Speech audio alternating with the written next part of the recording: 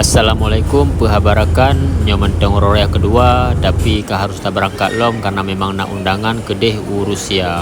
Nyo lom berangkat dari bandara Danyo, bandara Sim Aceh Raya menuju UKL ile. Nyo dalam pesawat nyo kaipe di pemandangan Nanggro Danyo cukup lagak kan. Nyo katruh UKL cacok koper dari bagasi pesawat. Transit sino di bandara nyo penerbangan lom kedeh Rusia Sim no. Jadi malam nyo tak bandara.